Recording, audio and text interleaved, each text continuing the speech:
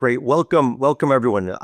Thank you very much for joining us this afternoon for our Cut Costs, Not Corners webinar today, PreVeil's 10 Steps to CMMC Compliance. I'm Vince Petrecca. I head up the sales, customer success, and partners teams at PreVeil. And joining me is Gregg Laroche. Gregg, go ahead. Hey everyone, thanks for coming. And I head up product and compliance at PreVeil, so I'm going to be talking a lot about those topics today.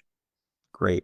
Yeah, thanks for joining us, Gregg. Looking forward to this. And we'll have Orly. She's like the Wizard of Oz behind the curtain. So she'll be doing her thing from behind there. Do not pull back the curtain. Yeah, let's talk about what we're looking to accomplish with 10 steps to compliance. I know many of you are in the middle of figuring out your strategies for addressing CMMC compliance, and that's what we do every day at PreVeil. So let's share some ideas. First, we're going to go through some of the latest updates on the CMMC timeline, what you need to be doing when to make sure you're ready for being compliant with CMMC. We're going to talk about how you can protect your CUI with PreVeil's technology platform. And then we're going to dive into the 10 steps to CMMC compliance. And Gregg's going to jump in there and really help you through the PreVeil Compliance Accelerator. Really, including some details on exactly what's in the Compliance Accelerator, how you can access it, and how you can use the content and our process to more easily get you through the CMMC journey. I'll then wrap up with just some information about our partner community, who's also there to help you through this process. And from there, we'll jump into to Q&A. So please put in questions as we're going along today. We appreciate those who gave us questions in advance. We'll try to get to those. We'll try to get to the ones that come in during the session today as well. Any that we aren't able to get to, we'll follow up with you afterwards. So let's go ahead to the next slide here. Gregg, do you want to just provide the update from your view on where we are with CMMC timeline? Sure, happy to do that. And we'll focus on the blue bits because those are the things that are still in flight.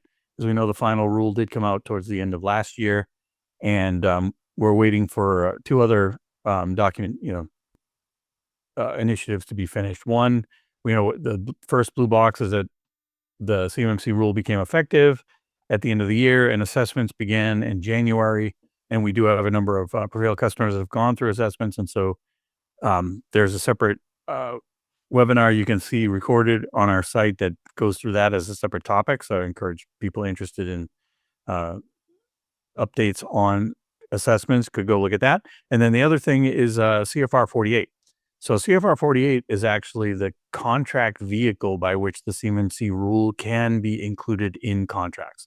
So right now, before 48 is issued as a rule, the actual language of CMMC isn't in any actual contracts yet. So that's what we're waiting for. But what we are seeing and what we have seen is that the CMMC requirements are starting to pop up in requests for proposals or RFPs, where we have seen in one case, at least, a very large procurement from, I believe it was the Army, that was looking for suppliers to either have a CMMC assessment completed or have a CMMC assessment engaged in a contractual manner with an assessor as proof in order to respond to the RFP. So that's a new wrinkle we've seen lately that really indicates that this process is accelerating.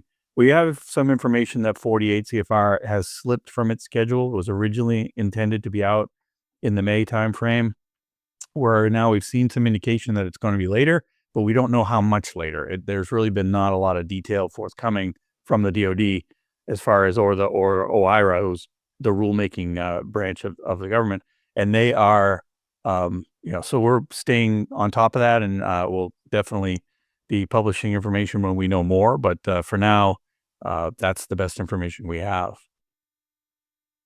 Great. And yeah, as noted on the slide here, there's been sort of a key change in leadership just recently in the DoD.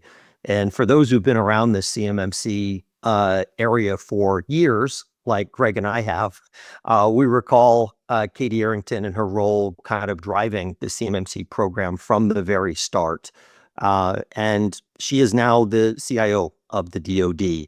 And that's going to have a big impact, we believe, going forward for the CMMC program. The quotation here is one from Katie just recently, about the CMMC program. So if there's anyone thinking that maybe the new administration or everything that's going on sort of right now in the government sphere that can be a bit noisy is going to impact the CMMC program, I don't think that's likely to happen. As with any program, there might be a month or two slip here and there, as Gregg mentioned. That probably would have happened anyway. But certainly, this is a program that has very strong legs under Katie Arrington and the team that's going to be driving this going forward. All right. So let's get moving. Now, many of you are already familiar with PreVeil to some extent. I'm not going to do an actual demo of PreVeil today. Gregg will demo our learning management system that encompasses the compliance accelerator. But just to review the overall PreVeil value proposition and describe how the compliance accelerator fits into that value proposition. So on the left here, you see that with PreVeil, you cannot use commercial Microsoft 365. You cannot use standard Google Workspace, et cetera, for managing CUI. PreVeil is a DFAR 7012 compliant platform. We do meet DFAR C through G insert reporting and media preservation requirements. We are fully FIPS validated and are in the process of getting our FIPS 140-3 validation as well. And we meet all the State Department requirements for ITAR as well. So PreVeil is your one-stop place where you can use as your vault for all of your encrypted email and all of your encrypted file storage and management as you go forward, including sharing with third parties, which PreVeil offers at no additional charge. What PreVeil is going to offer you is support, partial support, or almost fully inherited support for 102 of the 110 controls. And that's really valuable for accelerating your process. But most important here is as soon as you have PreVeil deployed, which takes about a day, and you have your users up and using it, which takes just a few days, you'll be able to move all your existing controlled and classified information, or ITAR, into PreVeil. And at least you've got that secured, that's secure from attack, and you're meeting the DFAR 7012 clause from that perspective. The next big task, which Gregg's going to get into in a minute, is the documentation challenge around CMMC. And PreVeil has taken that on, really head on for our customer base because we realize how big a challenge this is. That this will take more than a few days to do, probably more than a few months for most folks to get this in place. The Compliance Accelerator is a very sophisticated tool. It isn't just templates. This is real, specific, pre-filled compliance content related to every one of the 110 controls that you can use specifically to help you move faster to completing the documentation package that you'll need for your C3PAO assessment, which occurs at the end of the initial CMMC journey. You're going to get over 60 documents. You're going to have instructional videos on a number of different topics. And in those instructional videos are going to be C3PAOs as well. Gregg might show you some of that. But again, this is a really important piece of the overall value proposition. And all the PreVeil specific content, everything related to the PreVeil system is all going to be included in there as well. So you don't have to recreate that or do that from scratch either. Later we'll get to a little more detail, but I want to make sure you're aware that our three-legged stool here includes our PreVeil certified partner community. At some point, you're going to need a C3PAO, an authorized C3PAO to do your assessment. PreVeil has a number of those. I think we're 25 to 30 of those now that are preferred partners of PreVeil. They're familiar with our system, our security model, our documentation package. Working with them will certainly ensure a more speedy and hopefully, and also in many cases, less expensive assessment when you do that. And along the way, if you need assistance from an MSP, managed service provider, or a registered practitioner, an RPO, in the CMMC space to help you along the way, we definitely recommend you use one that has been trained, vetted by PreVeil, that we've worked with, who's familiar with PreVeil and the way our system works. And we can recommend those for you at any time. Just a quick refresh on PreVeil as a solution again. We've got PreVeil Drive for your file storage, management of folders, sharing of content, internal and external. That's going to operate in a browser view. Optionally, we can integrate with File Explorer and Mac Finder, and we even have an ability to view this content on mobile devices. PreVeil Email We have in a browser view, we have integrated with Outlook, we have integrated with Gmail. You can do optional integration with other mail clients as well. And then we also have the ability to send, receive email via mobile devices if it's an optional thing, if you include that. Most of our Gov community customers do not take advantage of that, but that is available and it can be done in a way that is compliant. Okay, so with this, I'm going to really hand this off to Gregg here. The 10 steps to CMMC. It wasn't really enough to have all the content we thought our customers would need as they go through the journey. We needed to organize it in a way that was easier to understand, easier to put into use. And that's what we've done most recently with our upgrade to the 10 steps to CMMC process. So Gregg, I think this would be best if you're able to show it live and talk through it. So I'm going to pass the joystick over to you. All right, thanks, Vince. But again, Accelerator, this just a little bit of story because it's such a thing we're very proud of that's evolved over a series of many years. When we started out, as Vince said, we were focused on the system security plan and some of the required artifacts that you would need for compliance, let's say 3 years ago. And we started getting feedback saying, well, yeah, that's nice, but we really need to understand what the controls are. We don't really understand the language of the control descriptions, and we don't understand these families, these 14 families. So we went to work creating a whole set of content around that we called at the time PreVeil University. And then we got some feedback on top of that saying, yeah, that's great. We love this, but we really want to know more about how to achieve compliance. Like now you've given us the what, but we really need more about how do we do it. And that's when we developed Accelerator. So we took all the content that we had done over the past 3 years and added a lot more.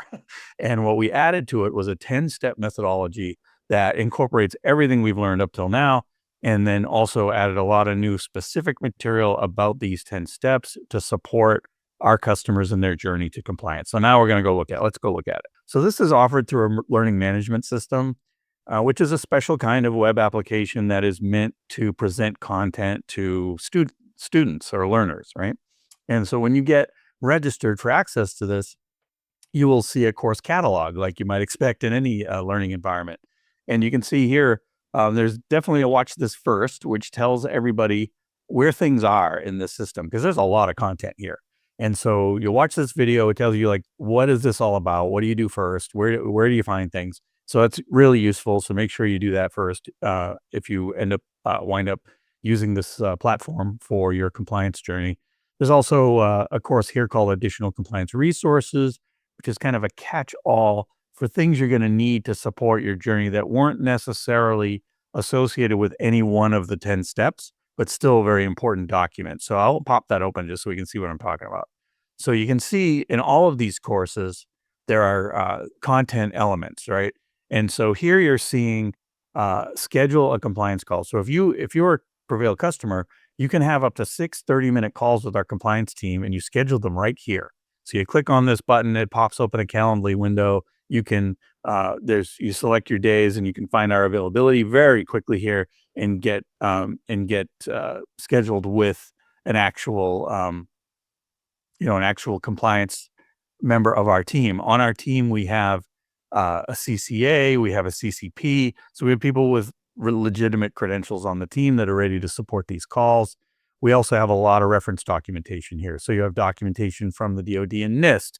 You have documentation from CMMC, the FedRAMP marketplace links. You have, training material that you might need to train your users. Letters of attestation, which really prove out our compliance in various areas, including DFARS and FedRAMP moderate equivalency. And so a lot of additional support here. And so not only can you view any of these documents just by clicking on them, but you can also download them right here in these links here. So we're going to go through a few documents in a little more detail, but not any of these. We're going to look at some others. So if we go back to our course catalog, we'll see we're going to get into the steps. And so I want to spend a few minutes just talking about, well, what are these steps all about? And you'll see there's a few step 0 courses, which are things you might or might not need. So they aren't actually part of the 10 steps, but maybe you're interested in how subcontractors fit into your plan. There's a video and a tutorial here on like how to figure out when and why you might need a subcontractor, somebody to help you, a consultant or what have you. Do I need a consultant? Same thing here. And same thing about securing my endpoint. So this is a really interesting topic because a lot of folks get confused about their endpoints. Their endpoints are processing CUI. How do I make sure that meets the compliance requirements? There are documents in here. Not only is there a video on how to secure your endpoints, but there's also an extensive document here that's actually a step-by-step configuration guide based on, let's say, a typical configuration of an endpoint, going not only, narrative through what you have to do through controls, but actually we're going into screenshots and we're seeing different settings you have to set on your endpoint using some familiar tools, like, for example, tools that Microsoft offers in their platforms. So if you have an M365 license, like most of our customers do, and they have Microsoft enabled endpoints running Windows and some of these other tools, here's a guide that can tell you, like, how do you set this up so your endpoint is compliant. So really interesting and informative information here. So that's step 0. We haven't even got into the 10 steps yet, right? So once we get into 10 steps, we start with step 1, which is scoping. This is the most important thing you can do about your CMMC journey overall, because your scoping sets your boundary, and your boundary drives the description of your program, and it establishes the boundary in which the assessor will assess your program.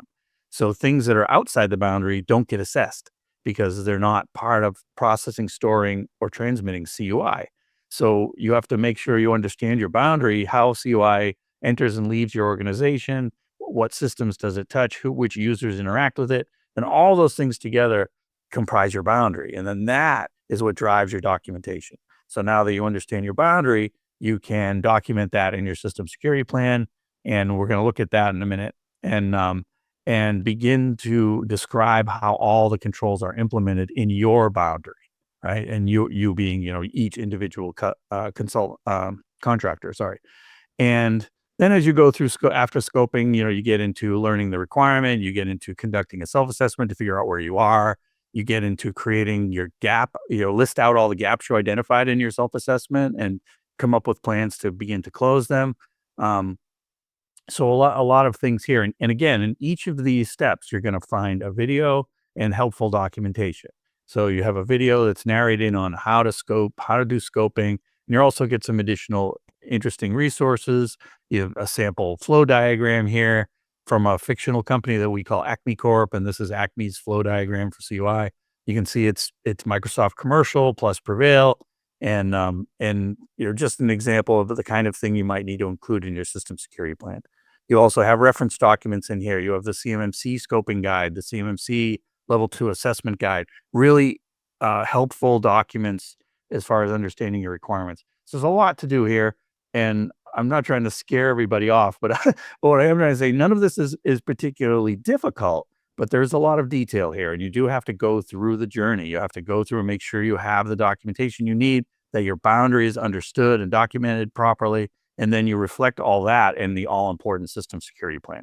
So this is our system security plan pre-filled model document, we call it. It's not really a template because it's pre-filled. It has a lot of data in it, but it is a system security plan based on a typical DIB company that's using PreVeil.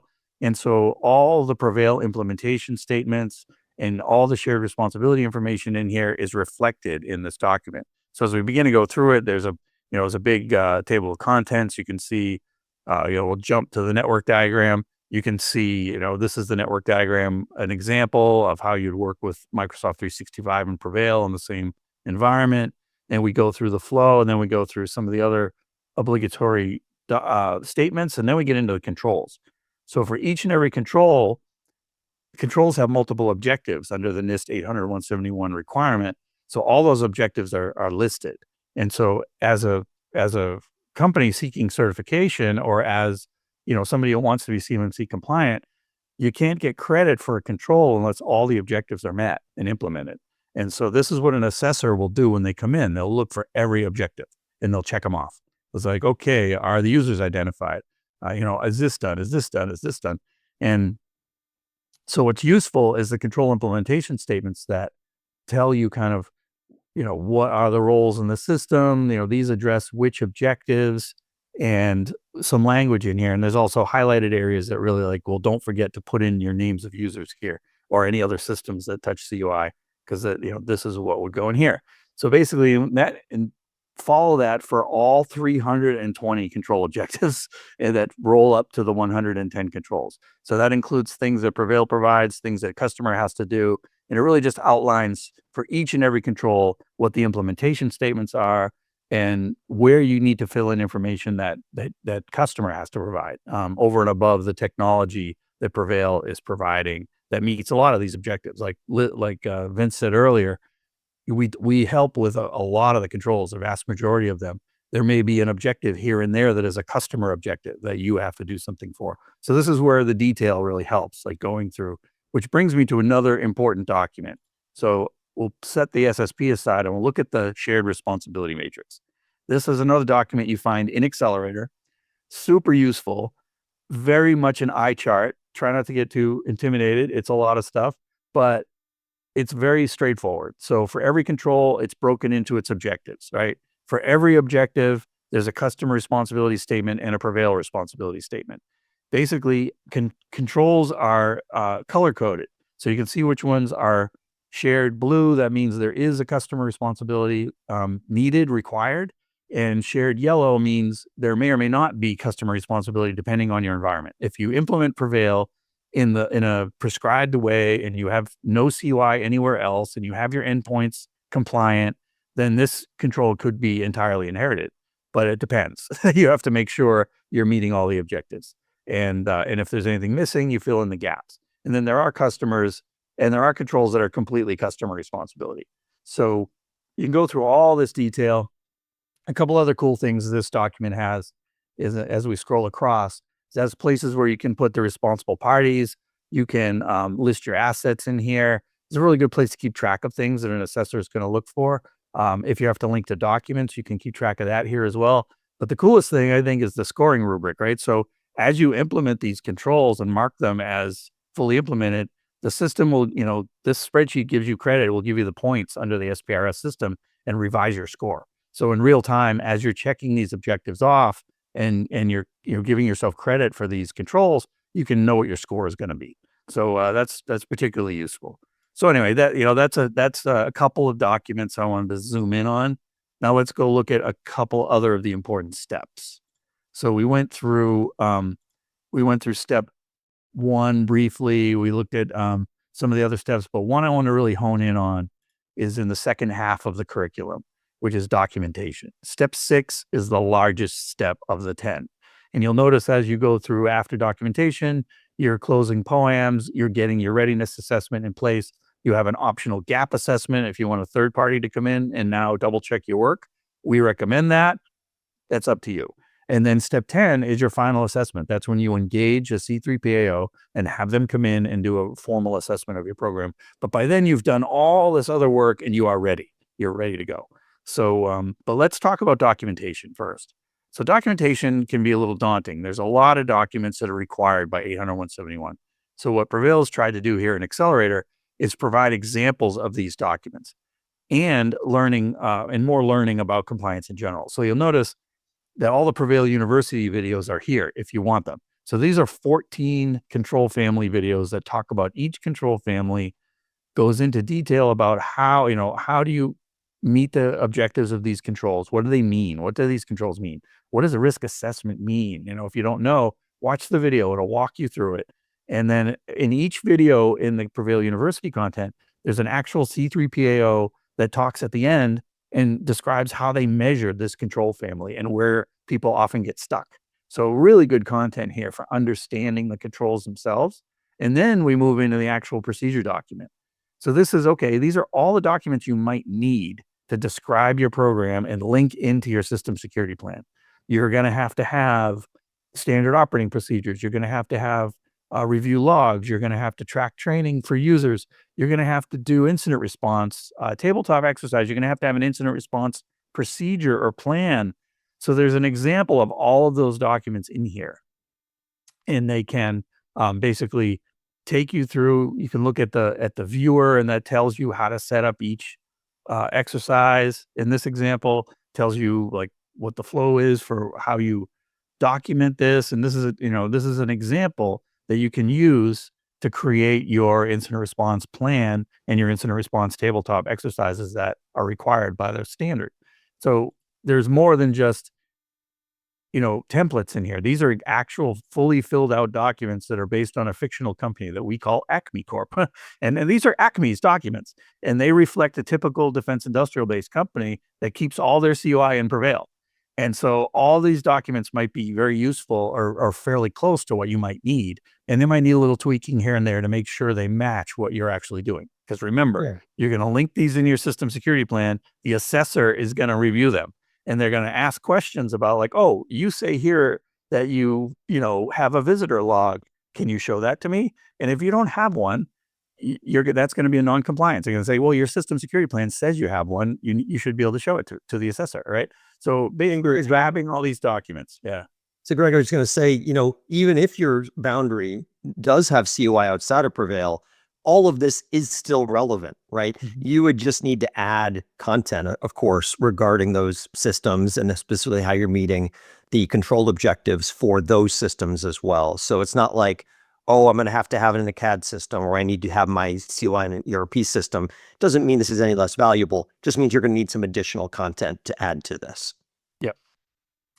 And so like we say, like as you go through the steps, they're in a sequence that we think is useful to follow. If you follow the steps, you will arrive ultimately in a really good place where you have your documentation in order, you have done your readiness assessment, you have your internal SPRS score you think is 110, you've got everything implemented, you're ready to go. You've had a third party come in and double check your work. They say you're ready to go. Then go find a C3PAO from the PreVeil partner page. Pick one that's familiar with PreVeil. They're going to be more efficient, and they'll have no learning curve on the PreVeil technology or documentation. So just a better way to go. And plus, they've already taken more than a dozen companies successfully through assessments.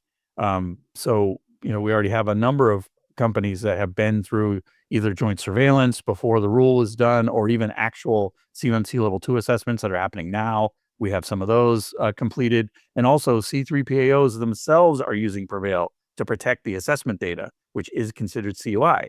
So we have all kinds of assessment evidence now and experience that we can apply these principles and these references to an actual company in the real world, and they can be very successful in this process.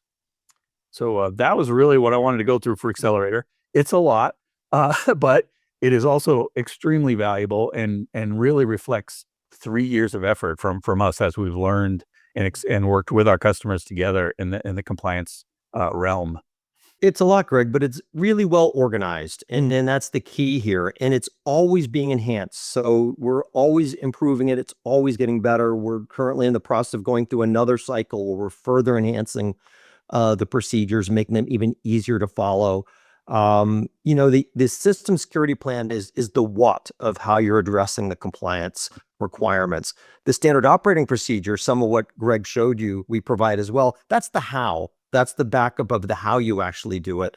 And then on top of that, you're going to need your shared responsibility matrix. That's critical for the assessment as well. That's all included here. And every one of these documents has been reviewed multiple times by authorized C3PAOs. So they're familiar with this content, and they made sure we iterated with them over and over until we got them to a point, the documents to a point where they said, yeah, these now look like these would pass an assessment type of thing. So you're getting quality content here, been reviewed with authorized C3PAOs, developed by CCPs and CCAs at PreVeil.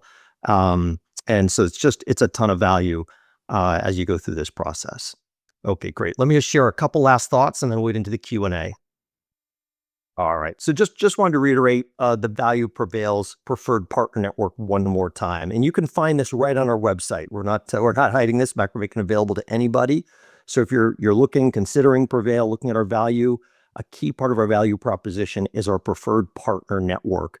It's right there. You can sort it by C3PAO. You can sort it by an MSP. You can sort it by registered practitioner for those CMMC consultants. We've also have a strategic partner manager that's available to our customers. You can come talk to them at any time about what partners we'd recommend for you specifically. As Gregg mentioned, you have access to our compliance team. So you can come have live sessions with them. You can send emails to compliance@preveil.com. You also have access to the PreVeil support team for any technical support you need. And you'll also have access to a customer care or customer success manager as well. So there are all going to be contacts that you'll have at PreVeil to help you through this journey as you go. And then finally, again, as Gregg mentioned, this is now a proven compliance solution. We have a number of our customers who are defense contractors, who are C3 PAOs, have used PreVeil to get their full CMMC level 2 certifications, 110 and 110 scores. And many say they're saving at least $75,000 versus alternatives. So between the less expensive PreVeil platform, the ability to create an enclave and reduce the scope of your implementation of your DFARS compliant platform, as well as the compliance, especially the compliance accelerator, you can save a lot of money and time in this process. So just a couple key, if you're not already connected with PreVeil directly, please go to sales@preveil.com and request some assistance. And if you have any compliance questions after our event today, you can always feel free to send that to complianceinfo@preveil.com. And with that, we'll wrap up the prepared portion of this and move into the QA. So we'll pull back Orly. All right. So a couple of questions were submitted beforehand. Let's see if we can get through some of those, because I think some of them are quite helpful. One is there a documentation template or a specific way in which our documents must be presented for compliance? Yeah, I can take a swing at that one. The answer is yes, but not exact, not a hard yes. It is that the assessors will be greatly appreciative and far more efficient if you present data in an expected way. And so if you're using the preferred templates that are recommended through NIST, or the templates we provide that are vetted to be in the proper format, you're gonna have a much easier ride. Now, technically, the assessor can't reject a document that's different, but you're gonna make them work a lot harder. So you really do want to follow the templates where you can. It's just going to make it all work easier. Right. And remember, any portions of the PreVeil compliance accelerator documentation that you'd be using that you're leaving pretty close to the original state that we provide, many of the C3POs we work with are going to have seen that before.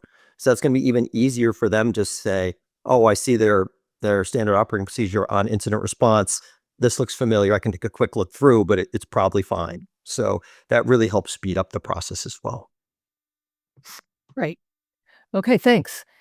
Here's another question. Is there a checklist that we can adhere to that's in plain English that ensures we're using the correct tools, practices, policies, etc., in order to maintain compliance? Absolutely, yes. There is a compliance checklist. I didn't show it to this audience in our presentation today, but that's part of the documentation system. And it's a specific checklist that goes through all the things you need to cover.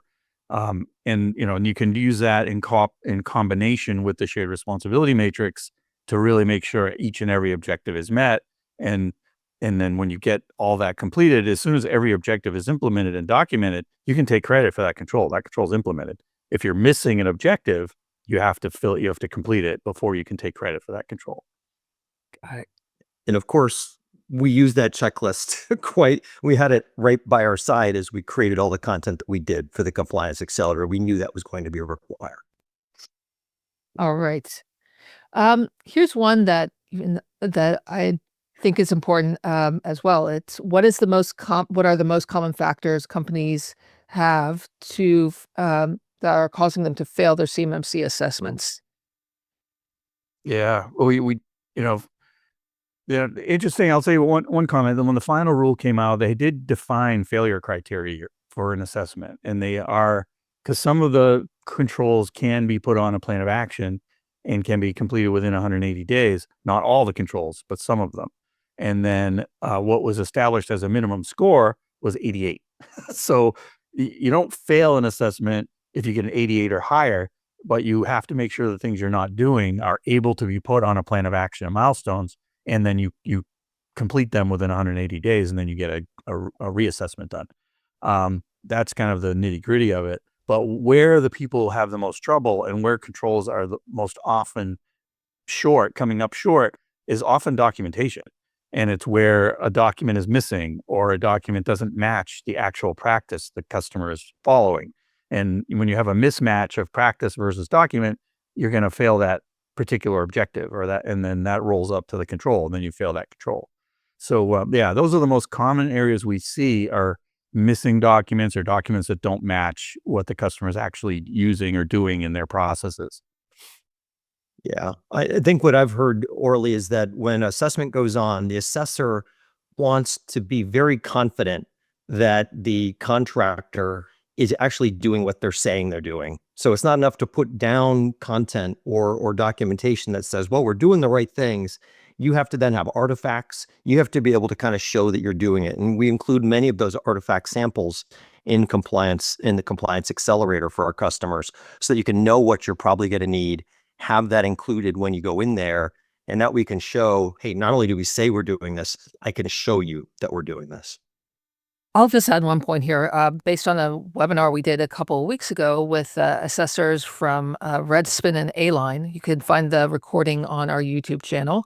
It was called 60 Days After the CMMC Rule. I'm forgetting the exact wording.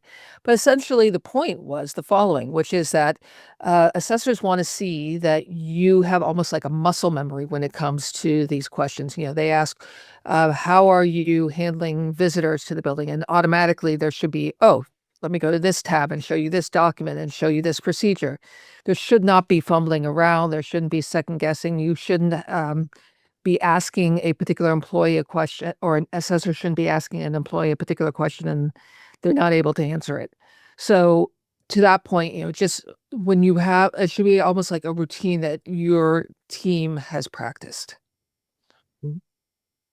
All right, let me go to some of the questions that were submitted on our Q&A. One is, does PreVeil store our documents when we're going through the self-assessment? Yeah, sure. That we would recommend that. The PreVeil Drive system is a really good way to kind of centrally store those folders, and then it would even give you the mechanism to share that information with an assessor using the platform. So yeah, we would recommend using PreVeil to store this information. You could keep it any other places, but this PreVeil would be a good place to put it. Very secure. You can put the appropriate sharing privileges on based on who you're sharing with. Maybe you want to share it for review with someone in your organization, but you don't want them to be able to make any changes to the documents. You can do that. And then, as Gregg said, when you share it with your C3PO assessor, for any of the 25 or 30 I mentioned that are PreVeil partners, they're going to be just fine if you want to share that via PreVeil. It's for third-party sharing with PreVeil Express or with our free PreVeil accounts for third parties. So you can feel free to do that. Very recommended. Yeah, built-in document versioning too as a feature. That's right. That's helpful. Yep. All right, here's another question that's relevant. It's the Acme Corp information that we have on our LMS. Is that available as a standalone product, or do you have to be a PreVeil customer? Oh, no, that it comes with it assumes PreVeil licenses are purchased as well. We do have customers sometimes that start, maybe they get set up with the LMS 30 days before they deploy PreVeil or something like that. But generally most customers go ahead and pretty much get started with both, in parallel. So that's what we recommend, as you move forward, but no, they come as a package. All right. That is the end of the questions that were submitted. Going once, going twice. Are there any more out there? All right. Yeah, no, I think just to sum it up, the Compliance Accelerator is unique out there in the industry, in that it not only addresses all the content you need that's specific to the PreVeil system itself, so you don't have to recreate any content for the controls that PreVeil supports, but we're providing these pre-filled standard operating procedures, even they're beyond the scope of what PreVeil does, that were created by CMMC experts that you can use as your baseline, for addressing the how on those controls. It may work for you as it is out of the box, or you may need to tweak it to fit your specific business process, but you're not starting from scratch, and you're not starting, having to pay someone to create them from scratch, which can be very expensive. All right.